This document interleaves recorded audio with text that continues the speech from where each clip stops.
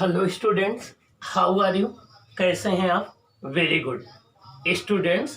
अभी तक हम डिस्प्लेसमेंट करंट का डिस्कशन कर रहे थे कि डिस्प्लेसमेंट करंट क्या है, कंडक्शन करंट क्या है, डिस्प्लेसमेंट करंट कंडक्शन करंट में डिफरेंस क्या है। ये डिफरेंट टॉपिक हमने डिस्कस किया। अब हम देखेंगे कि मैक्सवेल्स इक्वेशन क्या है। क्या मैक्सवेल इक्वेशन क्या है?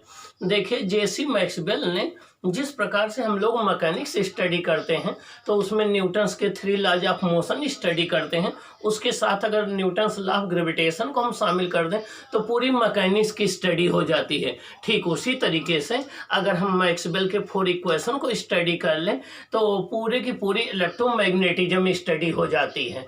तो आइए अब हम देखते हैं कि मैक्सवेल के 4 इक्वेशंस इन्होंने दिया था, जिनके इंटीग्रल फॉर्म भी हैं और डिफरेंशियल फॉर्म भी हैं। तो यहाँ हम इंटीग्रल फॉर्म के विषय में डिस्कस करेंगे कि मैक्सवेल के 4 इक्वेशन क्या हैं, उनकी इंपॉर्टेंस क्या है, उनका मतलब क्या है। कभी कभी आपके एग्जाम में या तो इक्वेशन या तो उसकी मीनिंग या उसकी इंपॉर्टेंस पूछा जाता है 1 मार्क्स में।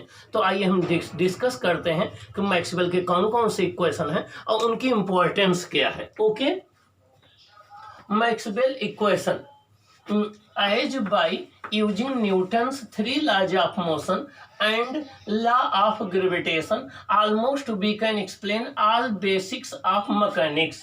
Means हम मैकेनिक अगर हम न्यूटन्स के 3 लॉज ऑफ मोशन की स्टडी कर लें और लॉ ऑफ ग्रेविटेशन की स्टडी कर लें तो मैकेनिक्स में जितनी भी चीज़ें हैं हम उनको एक्सप्लेन कर सकते हैं। Similarly Maxwell found that all the basic principle of electromagnetism can be explained using 4 basic called the Maxwell's equation. ठीक इसी तरीके से मैक्सवेल ने कहा कि अगर हम 4 इक्वेशन का यूज कर लें तो जितनी इलेक्ट्रोमैग्नेटिज्म के बेसिक लॉज हैं उनकी हम स्टडी कर सकते हैं। तो मैक्सवेल ने जो 4 इक्वेशन दिए इन्हीं को हम मैक्सवेल इक्वेशंस बोलते हैं। और बेसिकली ये मैक्सवेल के क्या इक्वेशन है, ये ऑलरेडी दिए जा चुके थे, इन्होंने उसको कंपाइल्ड किया, कंपाइल्ड करके उसको इंटरप्रेट किया। कंपाइल्ड मतलब इकट्ठा किया। आइए देखें इनके जो है फ्री स्पेस में कोई अगर फ्री स्पेस या वैक्यूम हो, कोई डाइलेक्ट्रिक या कंडक्टिंग मीडियम ना प्रेजेंट हो तो इनके चारों इक्वेशन का फॉर्म हम 1 बाय 1 डिस्कस करते हैं। आइए देखें गॉस लॉ ऑफ इलेक्ट्रोस्टैटिक्स क्या है। गॉस लॉ ऑफ इलेक्ट्रोस्टैटिक्स आपको पता है कि ये लॉ गॉस ने दिया था। और गॉस लॉ क्या करता है कि किसी सरफेस के अंदर इंक्लोज्ड चार्ज और उससे निकलने वाले टोटल फ्लक्स को रिलेट करता है। क्या करता है? टोटल फ्लक्स को रिलेट करता है।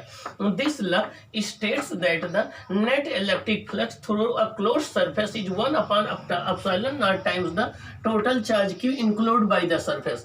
ये लॉ ये कहता है कि किसी भी क्लोज्ड सरफेस से लिंक्ड जितना नेट इलेक्ट्रिक फ्लक्स होता है वो टोटल इंक्लोज्ड चार्ज का 1/ε0 टाइम्स होता है। Means Gauss law in electrostatics ये कहता है कि किसी भी क्लोज्ड सरफेस से एसोसिएटेड जितना नेट इलेक्ट्रिक फ्लक्स होता है वो आपका टोटल चार्ज का 1/ε0 टाइम्स होता है। आइए देखें इसका इंटीग्रल फॉर्म है फाई ई, ये नेट इलेक्ट्रिक फ्लक्स है, equal to closed surface integration E dot D S equal to Q/ε0।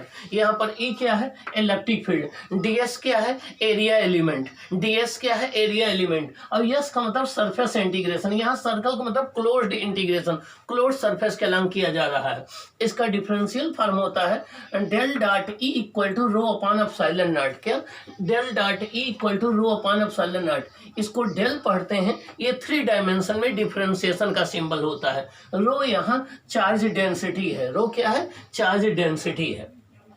अब हम बात करें कि इसकी इंपॉर्टेंस क्या है इस लॉ की। आइए देखते हैं।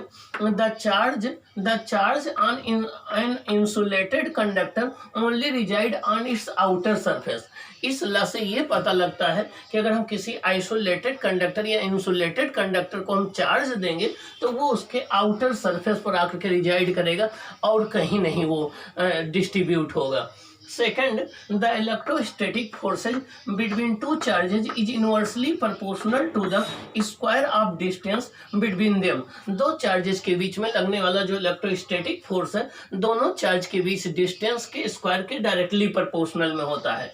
तीसरा, it relates the electric flux through the electric charge include by the surface. ये जो है जितना इलेक्ट्रिक फ्लक्स है उसके अंदर जितना चार्ज इंक्लूड है दोनों को आपस में रिलेट करता है। Next, this equation is also applicable for induced electric field that form the closed loop. ये इक्वेशन जो है इंड्यूस्ड इलेक्ट्रिक फील्ड के लिए भी अप्लीकेबल होता है और इंड्यूस्ड इलेक्ट्रिक फील्ड जो है वो क्लोज्ड लूप का फॉर्म करती हैं। ये तो रहा फर्स्ट लॉ और उसकी ये इंपॉर्टेंस हो गई। आइए हम सेकंड लॉ की बात करते हैं। सेकंड लॉ को बोलते हैं गॉस लॉ इन मैग्नेटिज्म। क्या बोलते हैं? Gauss law in magnetism. आइए देखें गॉस लॉ इन मैग्नेटिज्म क्या है।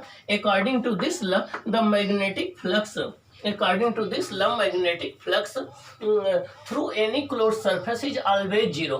ये लॉ कहता है कि किसी भी सरफेस से जो टोटल मैग्नेटिक फ्लक्स होता है वो हमेशा जीरो होता है। Closed surface integration B dot D S equal to zero. यहाँ पर डी एस जो है एरिया एलिमेंट है, ये जीरो है। अब इसका क्या इंपॉर्टेंट है? इसका सबसे मेन इंपॉर्टेंट जो इंपॉर्टेंट है आपके एग्जाम में पूछा जाता है, it explains the absence of magnetic monopoles.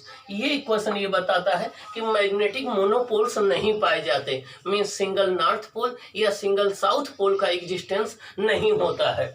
It tells us that magnetic field lines always form closed loop.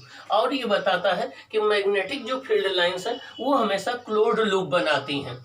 आइए अब हम थर्ड लॉ की बात करते हैं। थर्ड लॉ को बोलते हैं Faraday law of electromagnetic induction. क्या? Faraday law of electromagnetic induction. ये लॉ हमें ये बताता है, this law tells us that changing magnetic field induces an electric field. ये लॉ हमें बताता है कि जो चेंजिंग मैग्नेटिक फील्ड है वहां से इलेक्ट्रिक फील्ड इंड्यूस्ड होता है। According to this law the induced EMF in a closed circuit is equal to the rate of change of magnetic flux. ये लॉ ये कहता है कि किसी भी लूप से या किसी भी सर्किट से किसी भी सर्किट में जो इंड्यूस्ड ईएमएफ होता है उस सर्किट से एसोसिएटेड नेट मैग्नेटिक फ्लक्स के इक्वल होता है। ये लॉ ये कहता है कि किसी भी सर्किट से एसोसिएटेड जो मैग्नेटिक फ्लक्स होता है वो किसी भी सर्किट में इंड्यूस्ड ईएमएफ उस सर्किट से एसोसिएटेड मैग्नेटिक फ्लक्स के इक्वल होता है। And this law tells us that changing magnetic field induces an electric field. According to this law, the induced EMF in a closed circuit is equal to the rate of change of magnetic flux. ये law बताता है कि किसी भी circuit से पास होने वाला जो magnetic flux, rate of change of magnetic flux है वो उस सर्किट में इंड्यूस्ड ईएमएफ के इक्वल होता है। तो आइए अब इनका हम मैथमेटिकल फॉर्म देखते हैं और इनका फोर्थ लॉ देखते हैं, ठीक ना, उसका क्या इंटरप्रिटेशन है। ओके।